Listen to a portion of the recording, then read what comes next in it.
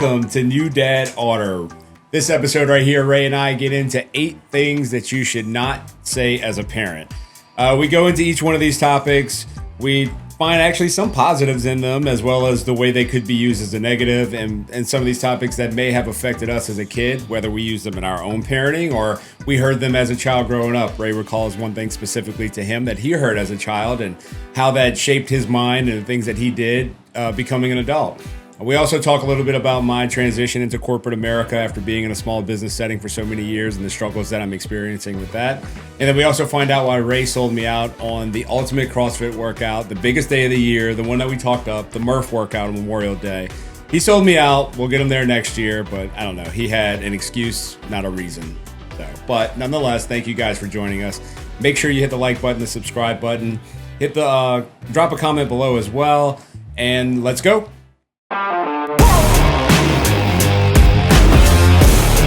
Welcome to the New Dad Order podcast. My name is Ray. We got Parfait over there. How's it going, everybody? Ray, nice to see you again. It's happy days, man. Happy days. Of course it is. Summer's here. It's and it really hasn't. The humidity hasn't really hit yet. It's been hot, but I haven't felt the humidity that we're normally used to just yet. Ray, how long have we known each other? A long time. And we're going to talk about the weather? Yeah, no, we're going to get into something else here. All right, I was about to say. No, we're going to get into something else here. So, I'm always on the intranets. Yeah. You know what, before that, you know what the 2 oldest forms of meaningless conversation are? Have you ever heard that? Pretty sure I'm correct on both of them. The weather and baseball. Really? The weather and baseball? Because everybody used to check the sports page in the newspaper. Mm-hmm. So everybody would talk about the weather for meaningless conversation. And then it became like, did you see the game last night? Or did you see the score last night? Oh, wow. So I think like that's like, I know I've heard that somewhere, but the 2 oldest forms of meaningless conversation is the weather and baseball. Wow. So anyways. That's some good, what's that called? Useless knowledge? Useless knowledge. Yeah. Just to spark conversation. Yeah, which is kind of like talking about the humidity. That's so true. That's so true. No, what I wanted to talk about today, as I was looking through the intranets, I saw something on a site, another YouTube site, Psych2Go. Okay. So this one I found very interesting. The 8 most harmful things parents say to their kids. Hey guys, want to talk to you real quick about a product that is really great for recovery that has just become a very vital part to me as I continue to age, and all these dads out there listening that are going through the same thing that want to make sure that they can keep their energy level up and get that rest that they need. Thirdzy. Thirdzy's a product loaded with a bunch of things, which one thing it does not have is melatonin, so you won't be groggy in the morning. Check it out. Promo code NDOZZZ to get you a discount at checkout. You won't be disappointed. It'll help all your recovery to get you ready for the next day. That's a relative thing to say, right? Though, I mean, harmful based off of the like psychology studies, or yes, okay, and sometimes it's also, I think they also reference, have you ever heard something from a parent that still echoes in your mind even years later? Okay, yeah, that makes sense. One of those kind of things. First thing we'll get into, and we'll break it down New Dad Order style. All right. What's wrong with you? Right. So based on this question, it makes kids feel broken or flawed just for being different from their parents. It chips away at their identity. So I think in that aspect of saying what's wrong with you, I guess the kid might have blue hair or wear skinny jeans, and we don't like the fact that they're wearing those skinny jeans. Always wear sandals. It's like, we don't wear sandals. What's wrong with you? Socks with Crocs. So this is more about what's wrong with you in the sense of why are you making these decisions, not necessarily why'd you fail your test type stuff. I think so. But I've used what's wrong with you. I mean, I've used it in different contexts and things. Definitely not like in a flawed way. I would say that I've done like what's wrong with you whenever you X out, maybe. And I'd say like, what's like why? Like, why are you doing that? Like, why don't you just talk to me? Why don't you tell me rather than get mad and slam something or, slam the door or whatever it may be. Like, what's wrong with you? Why are you acting like that? Or why are you acting like that towards you? But what's wrong? I don't think I really use it in the context of him in a flawed type manner. Do you? Or have you? I've never been told that either. I've never been told that either. That's why when I saw that, I was sort of thrown off by that one. That one threw me off a little bit. I said, throw you off, but at the same time, it's definitely something that I could see depending on the household that you grow up in. So if you grew up in a very strict household, maybe a very strict religious household, and you did something, even, I guess being a religious household, you're not supposed to be judged as hard, whatever it may be. But just in general, I think something like along those lines of what's wrong with you, or something that seems like it's going against the values of the family. I don't know. I'm trying to find something. I agree with you, but at the same time, like Dirty Dancing. Look at how that dad was to his daughter, because she wanted to dance, right? She wanted to dance, and he was like, "That's not what we do in our household." You said it. You said it. They judge harder. They judge like religious families, especially when they're strict like that.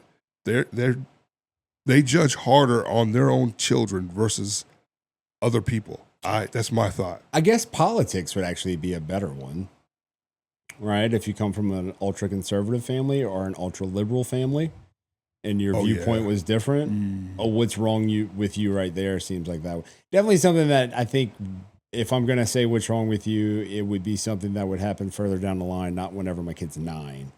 Definitely more than teenager, young adult age. More likely, I guess I would say I would use what's wrong with you before I would say it with a 9-year-old. Yeah, of course. I think we use the what's wrong with you based off of a reactionary thing. Like, not because we saw him walking with, like I said earlier, skinny jeans or whatever. I think it's based off of a behavior, maybe, and it's what's wrong with you. Yeah, no, that one we could probably move past. I don't think that one's really, not relevant enough for me to not have to fish for something to say about it, but I'll just try to remember that. And or harmful, yeah. The second one I have here is don't have time for you right now. Now, I don't think that is necessarily words that have to be said to express that you don't have time for someone. Plain and simple, screen time is the most thing that people waste their time with. Yeah. So I don't have time for you. I think that's just done through nonverbal communication more than anything nowadays. Yeah. No, I agree. I agree. I think there were some times, I always talk about playing video games, where my second oldest son would come out and like, "Hey, you want to play?" And I'm like, "Give me a minute. Let me finish this up." Right? And then a minute turned into an hour later. Yeah, I feel really bad. Now, I know I've definitely been guilty of that. So, and I'm aware of letting him know that, "Hey, Dad, can we go shoot the basketball?" I'm like, "Dude, it's getting late. Like, I'm cutting the grass, right? So I'm cutting the grass. So I'm outside. I'm doing yard work, trying not to do it. I only have so much time. Get home from work. The humidity's high. And so I'm trying to get all that done. And Dad, we go shoot basketball." I'm like, "Dude, I'm trying to get this done. Like, this is our only night off where we don't have practice. So I'm trying to get this done." He's like, "All right." And that hurts because I know that I'm basically telling him, "I don't have time for you right now," without saying it. But I'm definitely saying, "I don't have time to do that with you right now." It's not like he's a neglected child, but it doesn't mean that I don't feel guilty because he's asked me to do something with him. Right. And I want to do it with him. Right. Trust me, I'd rather shoot basketball than finish weed eating. Than being an adult. Yeah. Unfortunately, sometimes being an adult. And so, but it puts guilt on me, and it puts guilt on me for a lot of reasons. One, because I don't want that to be any type of lasting impression on him. I don't know how many times in a row did I tell him that, because he's going to remember. So if it was, "Dude, I got to get this done. Dude, I'm doing something right now. Let me finish doing this, and then we can try to do it after." How many times have I put off what he asked for when it was convenient for me, rather than, "All right, yeah, let's go do that right now." And because I think if I put that off, even if it's little and it may not seem like a big deal, but it's like I said, it's in my head. He's going to remember it a lot more than me how many times I told him in a minute, in a minute, in a minute. Eventually, he starts asking to do those things less and less and less. And then our relationship kind of not deteriorates, but Dad's he always tells me in a minute. He can't. I know he's not gonna be able to do it right now, so I'm not gonna ask. So he stops asking. Maybe I'm overanalyzing, but I think that's a path that could definitely happen. Definitely. No, I mean, and putting it out there like that, really, hopefully somebody out there hears that and realizes that and takes it and applies it. I mean, you're telling me that you understand that, and though you might have done it and you're feeling guilty, you try not to do it as often. I try not to.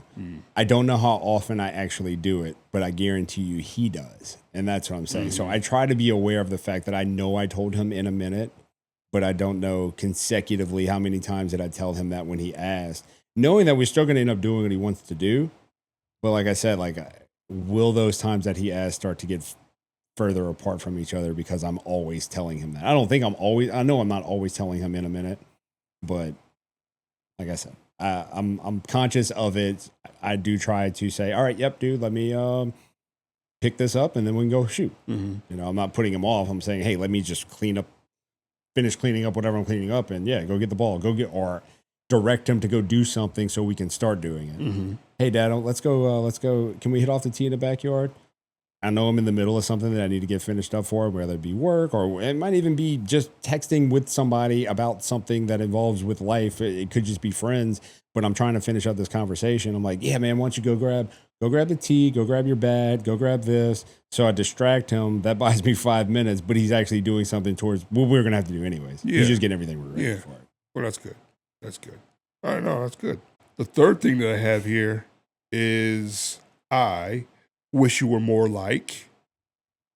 So it's more like comparing kids to others, siblings, classmates, or friends can spark jealousy and self-doubt.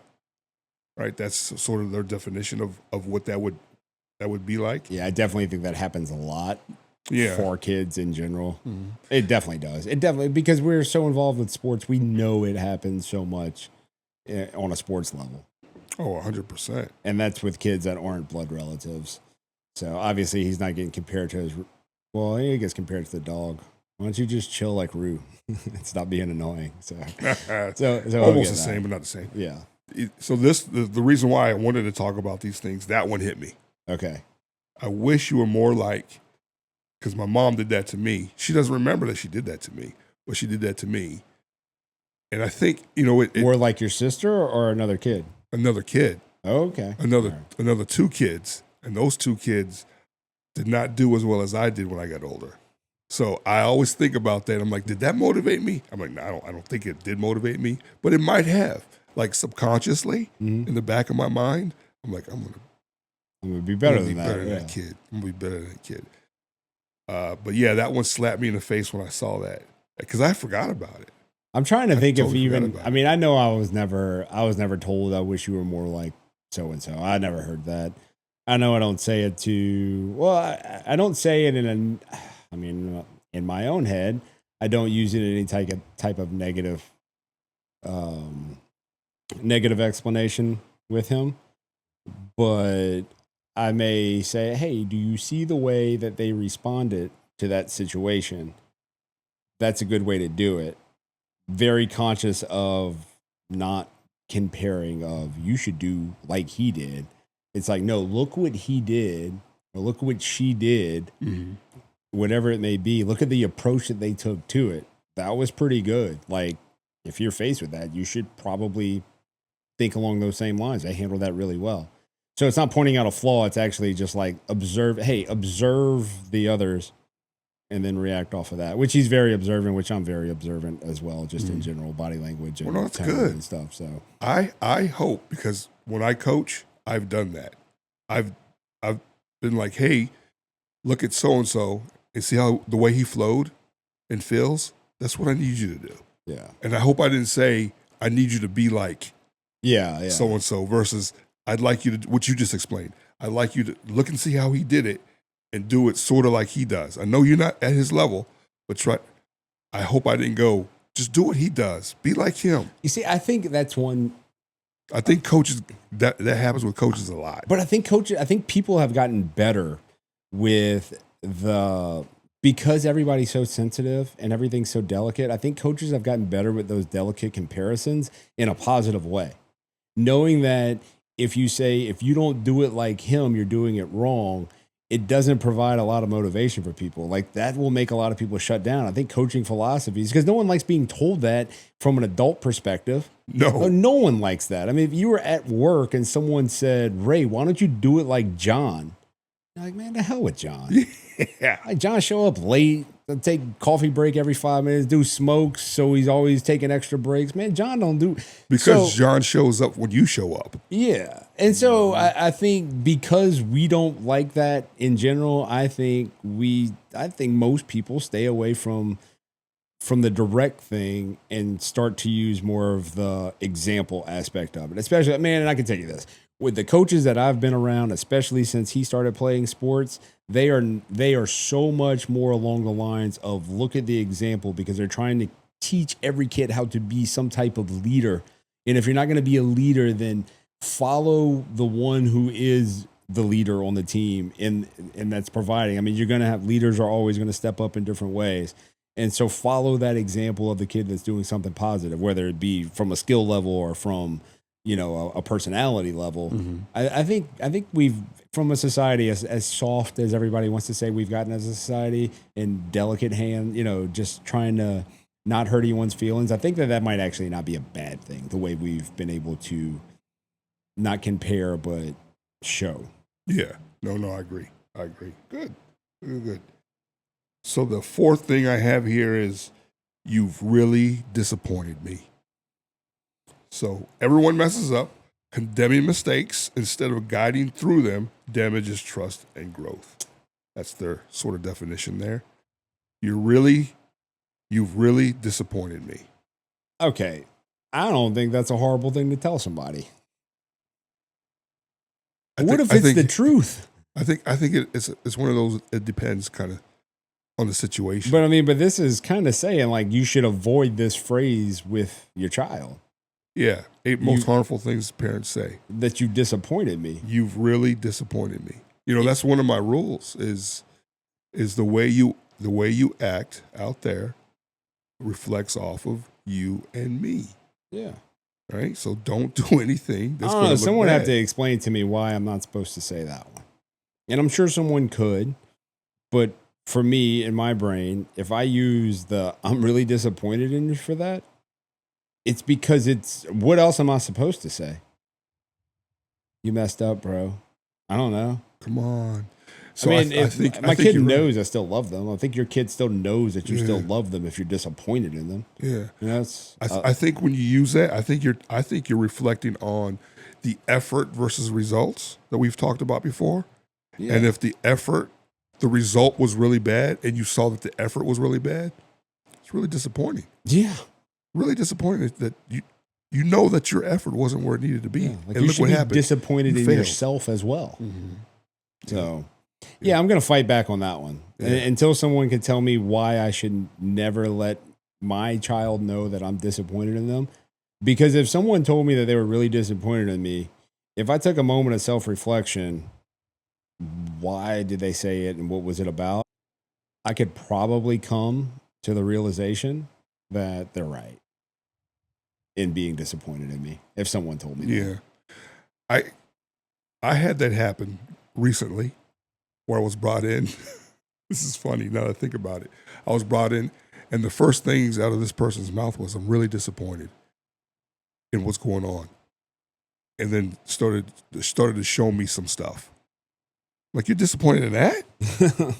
So, like I said, I think it depends on the situation and if there's really some substance behind it. And I think the way we would probably do it would be because the effort and the results were a failure, right? Versus efforts were strong, even though you failed. We're not going to say we're disappointed in you. We're not going to say that. Yeah, I'm trying to put myself in a real, just terrible parent mindset of how I could say that in a way that wouldn't. I can tell you now. Kid goes to get the milk out the refrigerator, and spills it and just stands there and watches it. Yeah. And you go, What are you doing? I'm disappointed. What? You know what I mean? Like that. Like, what are you doing? Here we go. We're back to what's wrong with you? What's wrong with you? Right? What's wrong with you? I mean, like those kinds of situations. Like, why are you just watching that? I mean, no, that's not a good example either. No, but you're using very strong contextual phrases for something that's not a big deal. That might be the thing to unlock from this, from this whole thing right here. Of if you're using these phrases, we're going to a way of like, really, what does it mean? But if you're throwing this around, then it's kind of like, all the time. Yeah, you're right. Yeah. That's the angle for some of this stuff. That would be harmful though. If that's I think all you so. do. If that's all you do is say you're disappointed in them for whatever they do. Yeah, like I can't believe you did that. Like what is wrong with you? I can't believe you did that because you weren't paying attention and you knocked over your third glass of milk in the last week. So no, that makes sense. Yeah, get your crap together and stop knocking over your cup of milk. That's it. Right? Right.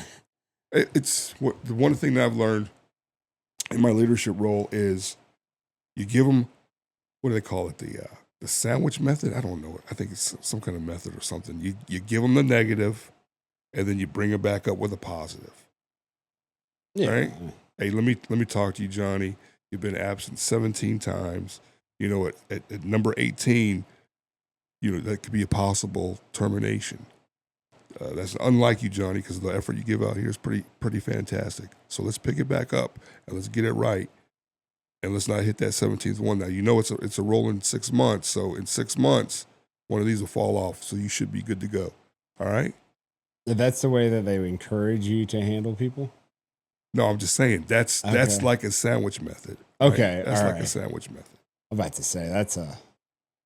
I mean, I know obviously you're speaking in hyperbole with 18 misses for work. I'm pretty sure you'd be going by now. Of course. But no, I don't know. I don't do well with, dude, I'm struggling. I'm not saying struggling. I am finding corporate America to be so full of crap. It's like next level.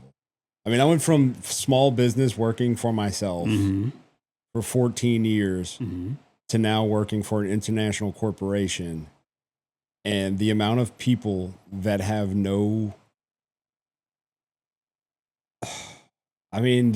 not going to say backbone because they do have a backbone, but the amount of people who have just a lack of ability to state the obvious thing in the room is amazing, just because they would rather not be seen for having an opposing opinion that may be correct.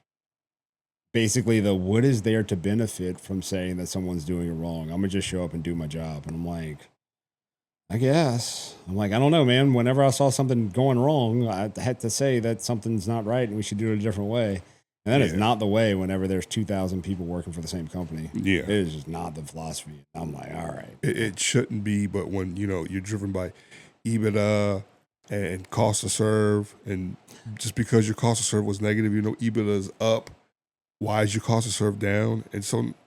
Well, you know what else got me too? Your sphincter goes, yep. Is for 14 years, I never had a fear of losing my job, right? And then I go to work with people who are my equal, right? We're all in the same role. And I would say that 80% go to work trying not to lose their job. And I'm like, how do you function in life? That's tough. Waking up every day with your biggest thing is, well, I don't want to lose my job. I'm like, man, you're that worried about losing your job. This is not a good job then. And then, so that was my thing. I'm like, man, this is the way corporate America is wired. Like this, everybody just wants to go to work to just not lose their job. Like that's why you show up. I'm not saying that like you need to be doing the Lord's work or anything in order to have motivation to do your job correctly. But if you just do your job correctly, like there's no reason to worry. Right. But I was in charge of people for so long that that was my biggest thing. I'm like, no, like if you hate coming to work, I don't want you to work here. The second you don't like coming here, then like, no, like go find another, I'll help you find another job. I'll help you. Yeah. I'll help you. I've put together so many resumes for employees that I was paying at the time. And someone was like, man, you really helped one of your employees get a job. I'm like, yeah. I'm like, why? Because if they can go do something that they enjoy doing and they can make their life better, then get the hell out of here and go. Yeah. And if it doesn't work out, guess what? I still like you. You still got a job here. Yeah. You know, so I know we took a little tangent there, but no, that's just good. That's good. But yeah, the disappointed thing. Yeah, it's tough, man. In the sandwich method. All right. So I mean, I was a little more extravagant out there with my sandwich method, but you do it in coaching. Oh, you do it in coaching. I mean, you bring them up. No, you take them all the way down. Yeah, then you bring them back. Military does it. You know, they break you. Not always. Not always. They'll break you. That's what I'm saying. They'll break you and not bring you back up if they think you're weak. Yeah, they'll just let you break and then quit because they'd rather not have you be the person that their life depends on. I mean, the best example, even though it's a movie. What sci-fi movie are you about to bring up? It's not sci-fi. Oh, even better. It's not sci-fi. I'm pretty sure you enjoyed it too. It was the one where the you can't remember the name. No, I can't remember the name.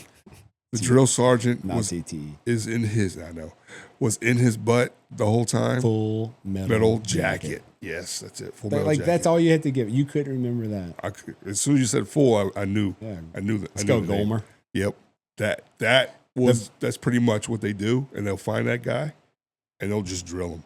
Yeah, well, they'll just drill him. Didn't turn out too well for him. No, not at all. But they'll just drill a guy like that and drill him down just to see how far down they'll go. It's a great movie. The genius of that movie is the first hour, though. When they go to Vietnam, the movie's not as good. No. When he starts... Boot camp is a movie. Yeah. When he starts... What was his name? The paper boy or whatever? The journalist kid? And they're starting to follow him. Oh, yeah. Yeah. Great movie, though. Full Metal Jacket that I did not remember.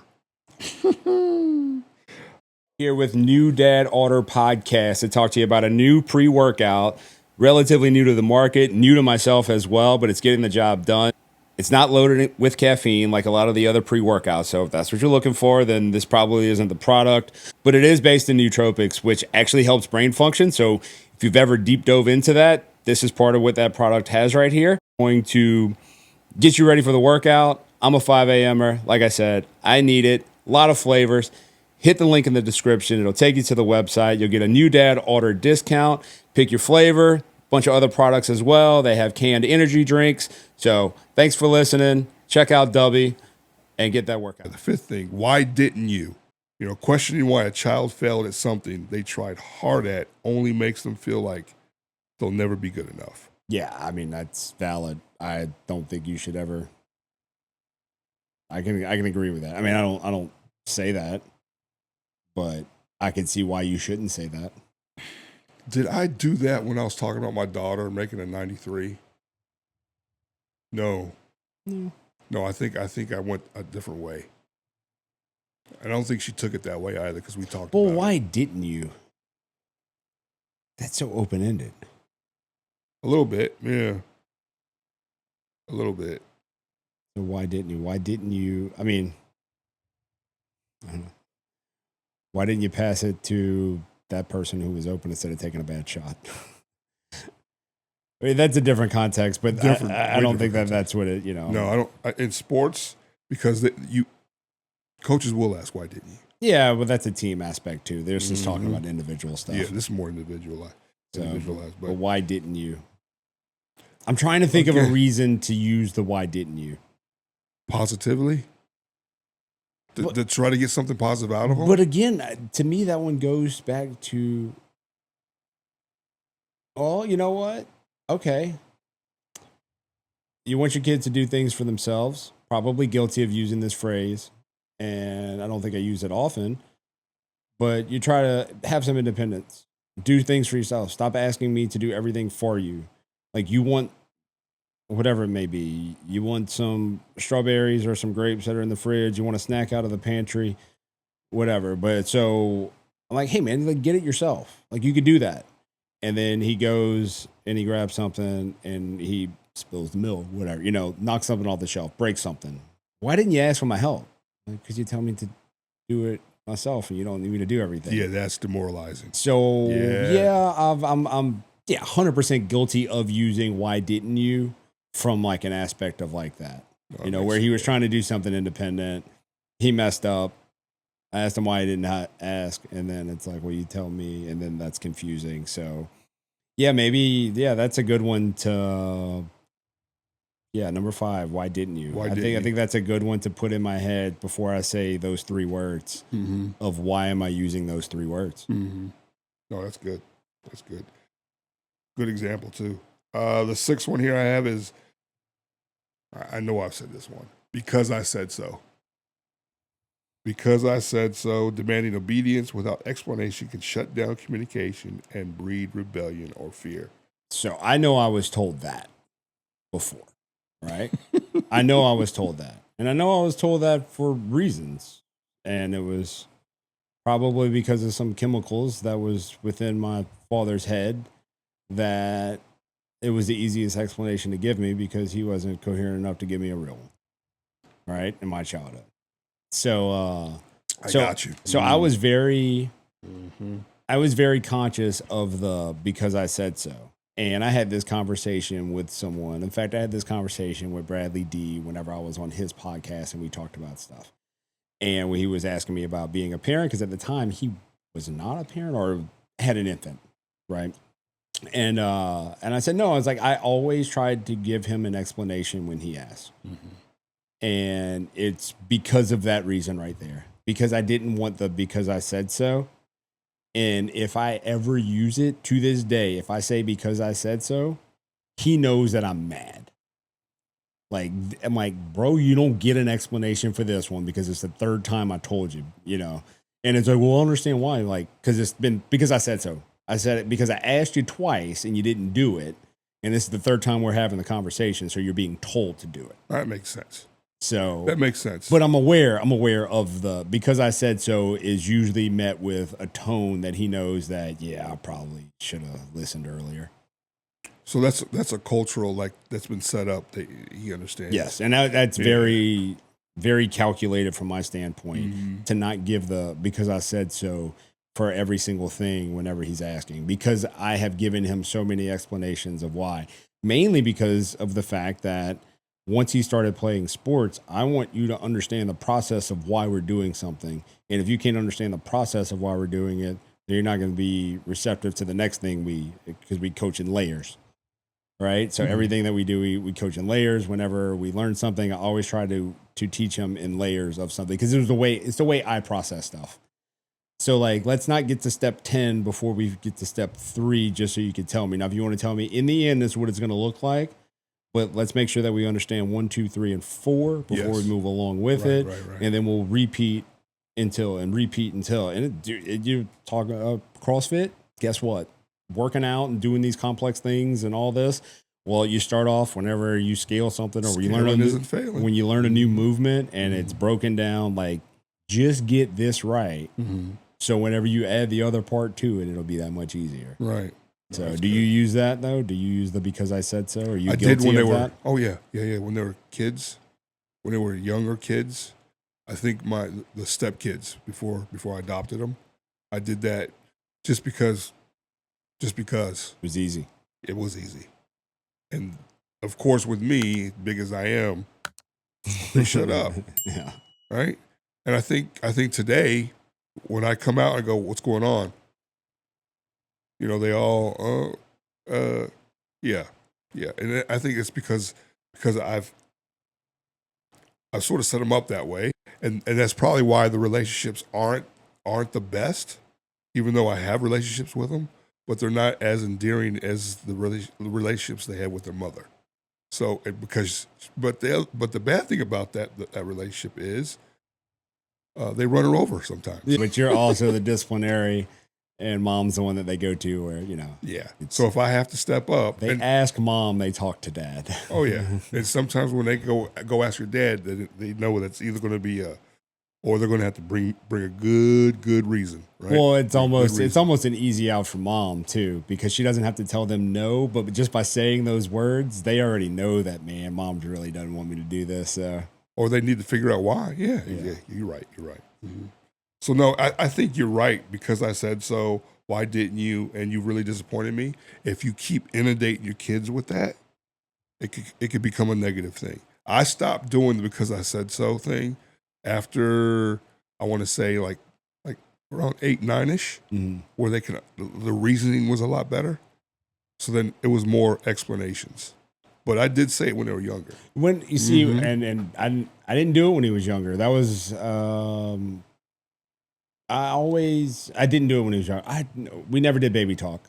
I freaking hate baby talk. I can't stand around being anybody who does baby talk. If you do baby talk, fine, good on you. But then you have to get your kid to stop doing baby talk later on. And I didn't. And I'm like, yeah, maybe I shouldn't have talked to my 3-year-old like he was an adult. But I was talked to. I interacted with so many more adults because of my childhood. Right. So people asked me sincere questions so much more, finding out the pulse of me and how I was doing in a mental state to where I wasn't handled with it. And it's not my family on either side. We're not, nope. You know, like cute little nicknames for the baby. Nope, we don't. No, we don't do that. No, we weren't. It drives me nuts. Carolyn's not that way either, which is like why we're probably kind of callous and mean. No, but it works. But I can definitely see where people would say, like, dude, like, just lighten up. It's just they're a kid, you know, like and they're not wrong. I'm just saying, I don't like the. When you hear it, you just like,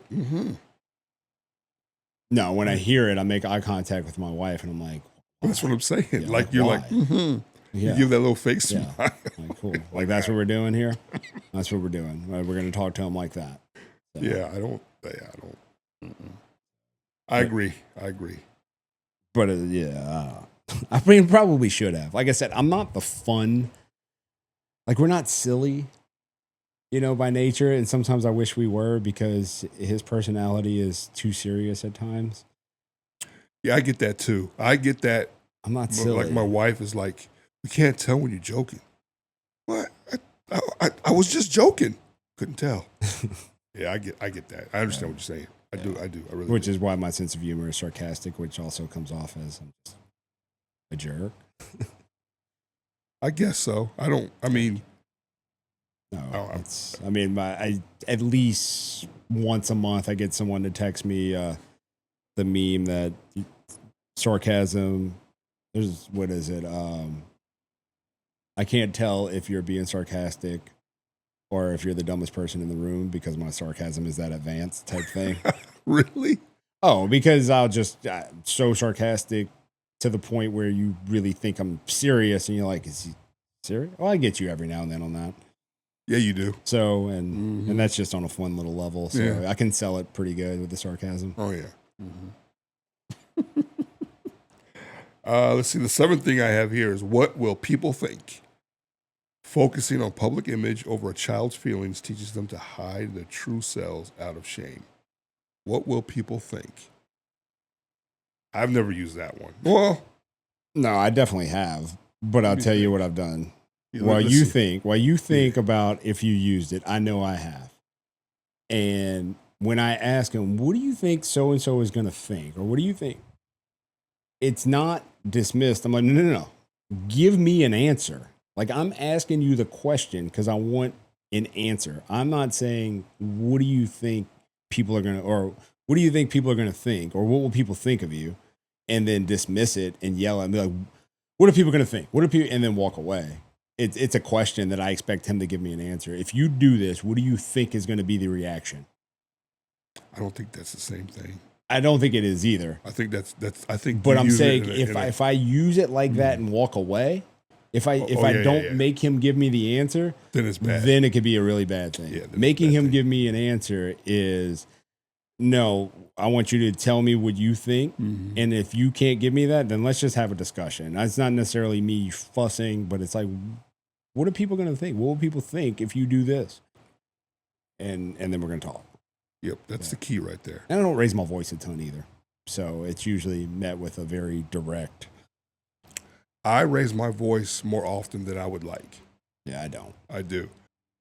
The case example is you were around. You saw me when I was calling my wife and my kids like, what's going on? And I was getting louder and louder, right? Mm-hmm. I was getting frustrated. and you heard my daughter like, Dad, it's cool. This is what we have to do. Like she was cool. Like my youngest. Yeah, she was chill. Yeah. Right, she was real chill. My wife started getting fired up. And my other daughter was like, okay, Dad, I'm gonna give you my my little sister, because she knows how to handle like me getting a little fired up because she knows I'm aggravated in the situation. Yeah. Those are the times I go, like 5 minutes later, I'm like, I'll just shake my head. Right, I'll just shake my head. Now my tone will get louder whenever I'm aggravated at something, not necessarily aggravated at him. Now he can pick up when the tone changes, and that Dad has a level of annoyance here, but I'm not like a yeller. And no, I think it takes something for you to get there. It's like something is like boom, boom, boom, versus I'm just aggravated and I'm going to start yelling. Yeah, no, that definitely not it. Yeah. And that's the thing. Like my frustration will build, and you will feel it. And honestly, if I really raise my voice, it's usually me raising my voice over something that is so dumb that I can't believe we're still talking about it. That's happened here, and that was quite funny. I thought it was hilarious. It wasn't that you got your voice was raised, but you started making snarky comments, and then you cursed a couple of times. Times because I don't remember what it was. It was way earlier. It was funny. It was funny. But yeah, but that is typical. What you just described to me, regardless of what it is, that's usually the way it is. So, but as far as like, no, I'm not gonna just yell for the sake of yelling. No, I'm bad like that. I've got to work on it. I'm still working on it. So me that night was me working on it. Oh, when the iPad wasn't working. Oh yeah, that's me working on it. So, the 8th thing I have here, the last thing I have here is I'm leaving and not coming back. Threats like this, even if made in anger, can cause long-term insecurity in how children attach to others. Yeah, I mean, I could definitely see why that would work, but I mean, I could definitely see why that's on there if you said it, but that's something that's so foreign to me. I couldn't put myself in a situation of hearing anybody that I even know say that without it being met with sarcasm. I think that might be a little bit. Here's where I think it happens. You've allowed your child to throw temper tantrums far too often, and you haven't really addressed it. So you throw one yourself and say, I'm leaving. Mm-mm. No, but that's almost what it sounds almost, like. Right? Yeah. So now the kid wants this toy really bad in the store. And then you throw it at him. I'm leaving. I'm not coming back. You better come on. Oh, like that little... Like that. Okay, not like I'm leaving your life. No. Even though this is what that means. That's what it means? Yeah. Okay. No. I think it means that. I'm leaving and not coming back. Like actual threat. Versus, because I've heard this before in a store where the parent goes, I'm leaving, I'm going, I'm gone. A little 3 or 4 year old, and they're over there just stomping and crying and I'm gone, and they start walking away, and then here comes and they start chasing them. I don't know if that's the same thing. No, but I could see it being slightly traumatizing. But I mean, at 3, at such a young age, where if they really think that their parent is leaving them, then just listen next time. They're going to forget that. I don't think that. I don't think they're going to remember. I don't think like a 9-10 year old, if you pull that one on them, they're going to be like, whatever, you're not leaving. That's true. I mean, they're not dumb, unless like you're just a horrible parent, which I know they're out there.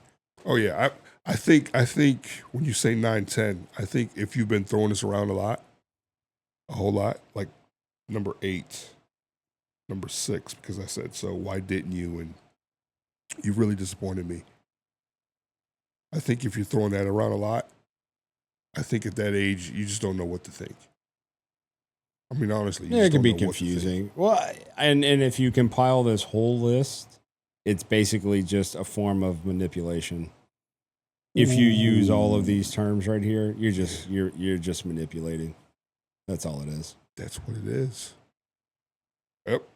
So, I mean, the thing is like, you're right, man. You're right. One of the things they talk about here is, whether you're a parent trying to break the cycle or someone healing from past wounds, it's vital to understand the power of words. They shape more than the moments, they shape lives. And what you just said is just the manipulation of those words. That's what it is. Yeah. That's what it comes down to. And that's why it's looked at as something that's harmful to these kids. Because these kids, they don't know. No. At those age, they don't know. Believe everything you say, which that's the whole, they should have blind faith. Blind. They should. There's no reason for them not to. And then whenever they raise, and then just like they should doubt you as they get older. Like they should doubt you. That's part of developing emotional maturity. If your teenage kid doesn't doubt what you say, that's scary. That's very naive.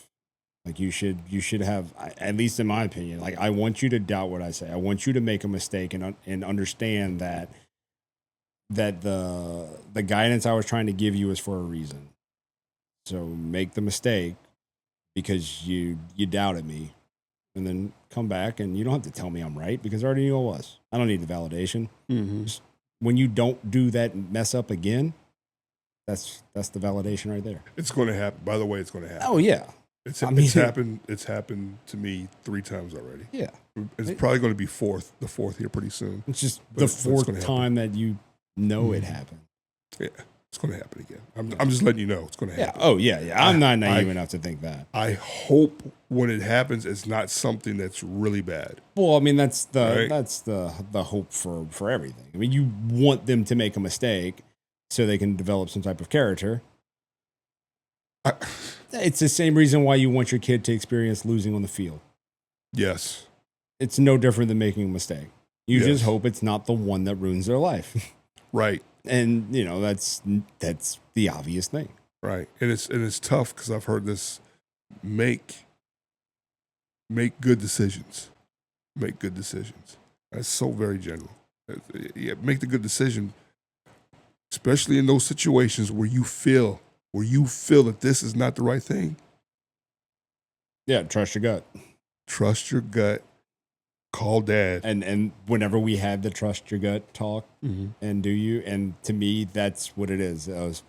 I've been conditioned and taught to where it's not this, oh my gosh, I got lucky. It was, no, I trusted my gut because I had put myself in situations throughout periods of time where this felt like the right thing or wrong thing. Mm-hmm. And I think that's what we, try to create for our kids.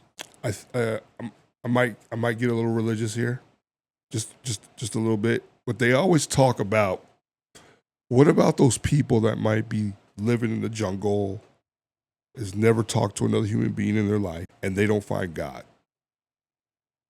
I think the whole gut thing is what he's given us. And they know what's wrong and what's right. We all do. I mean, there's a reason why people will hide themselves when they do something wrong. Yeah. Yeah, there's the shame. There's right. And so when someone says that, I'm like, as kids, we knew, I wasn't supposed to take that extra piece of candy. I knew that. Even on a different level of the candy, how about like when a kid is attempting to be potty trained and they're still wearing and the kid goes behind the sofa, the piece of furniture goes into the other room to like poop in their diaper. They know already right there instinctually that like, oh, I'm doing something I'm not supposed to. Yes. Like it's so basic, but it's very true. That like you'll see little kids start to do that as they get older. Once they start to put things together and they're like, oh, I'm really not supposed to be doing this. And so they go and they like hide away from it. And you'll see, and especially now with the YouTubes and the internet, with the Ring cameras and all the inside house cameras, you see them making that decision.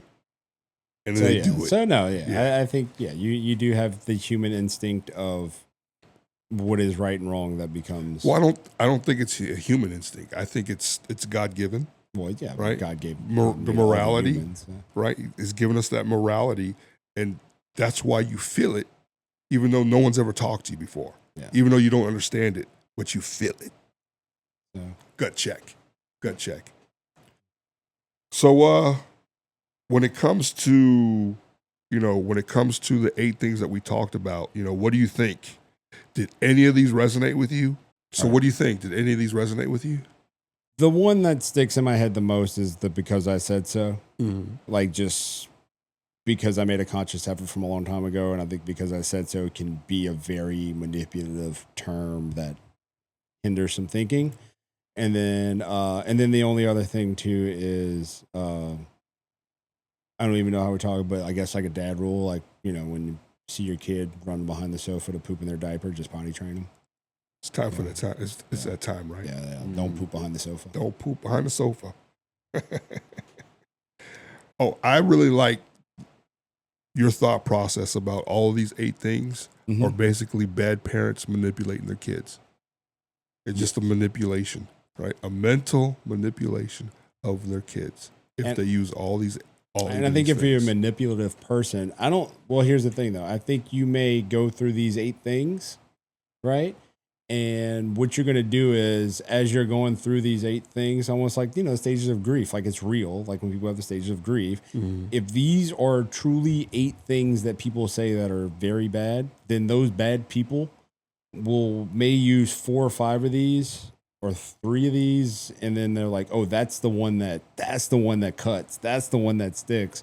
And then they harp on that one. And that's the phrase that becomes the phrase of choice. Wow. So I think that's how it works. When you find the sticking point that gets the reaction that you're trying to get from your child, that's one of those 8 things it's going to be one of those 8 things. It's just going to be which is going to be your tool of choice. Wow. Oh, that's good. That's good. Well, I think we did it. You think that's it? Yeah. All right. Well, guys, we appreciate everybody for tuning in. Make sure you hit the like button, hit the subscribe button. Also check out Thirdzy. That way we can get I did Murph, by the way, on Memorial Day. Got my cool t-shirt. Ray did not show up for Murph. Ray texted Ray, hey man, you coming to the gym to do Murph? It's open to anybody. You don't have to be a member. Ray, what did you say? Next year. I said next year. Next year. Next year. Said Ray, we can scale it. We can do it. You could do a half Murph. Just do as many reps as you can. Just be there for the community aspect of it. I looked. And what did you say? Next year.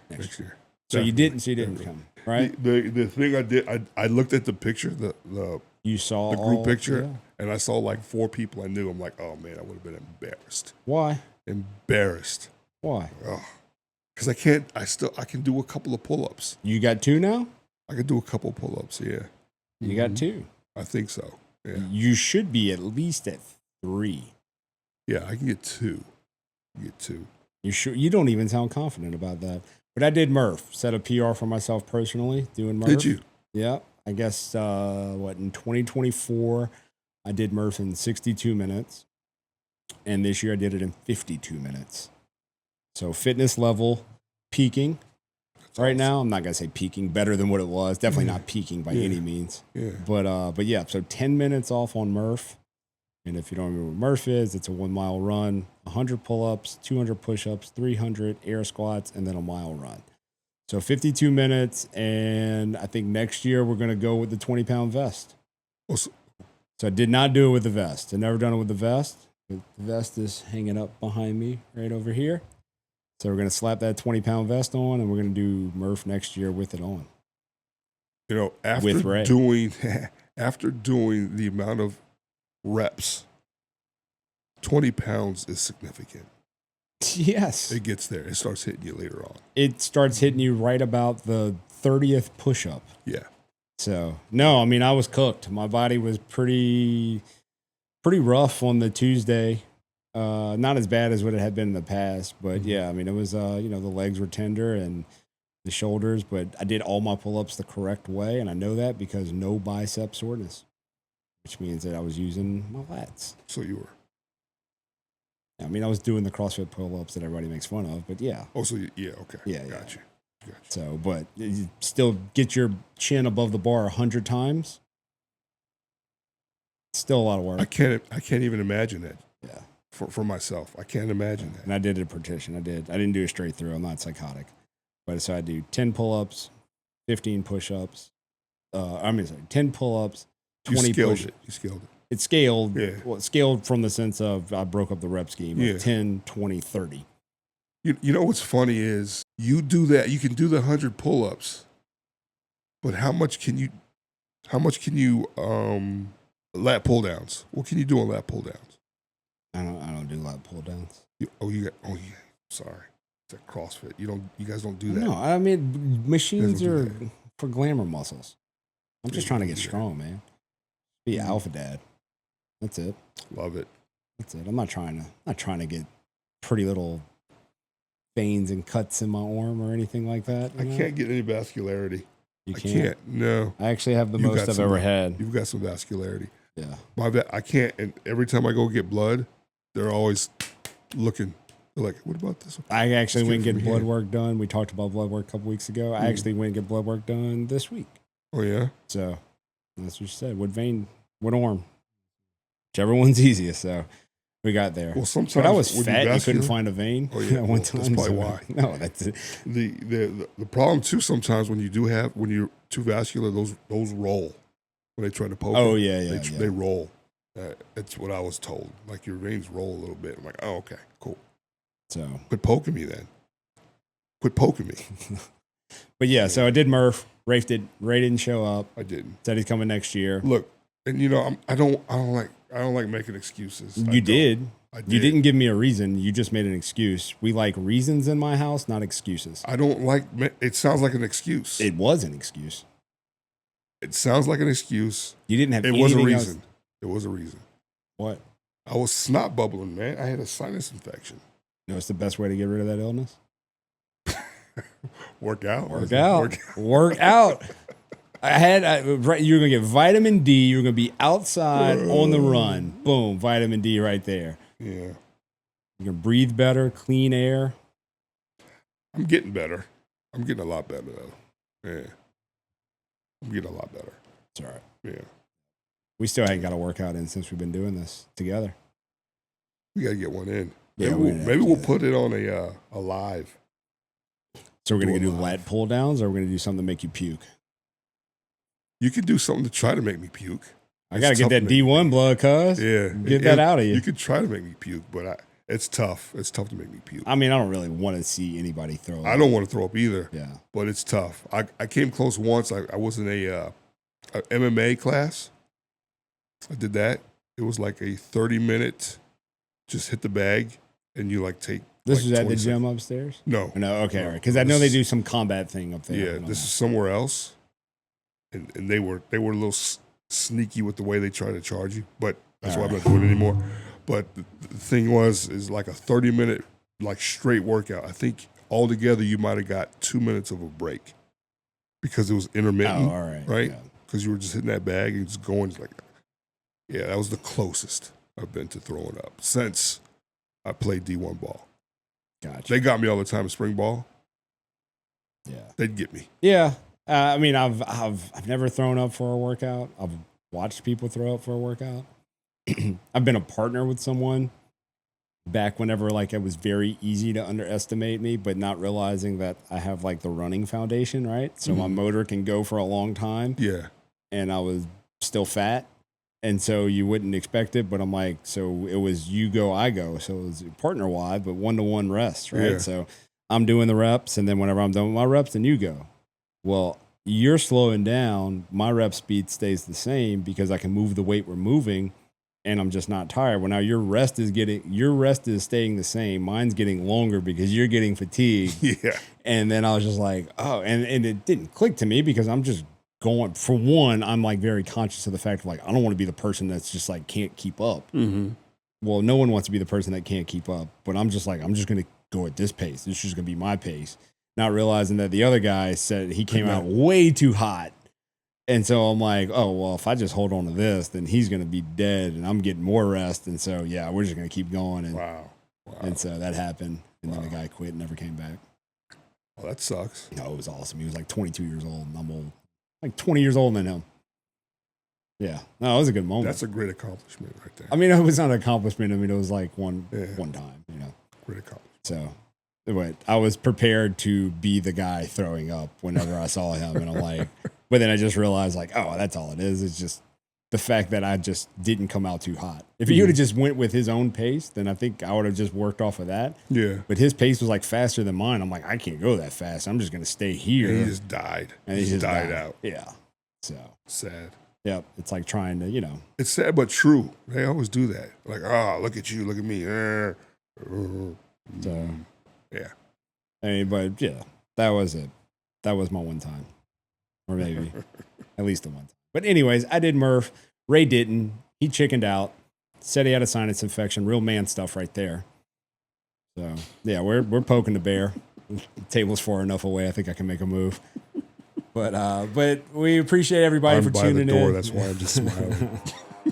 Appreciate everybody for tuning in. As always, hit the like button, hit the subscribe button, notifications as well. That way you know whenever something new comes out. And we'll see you next time on New Dad Order.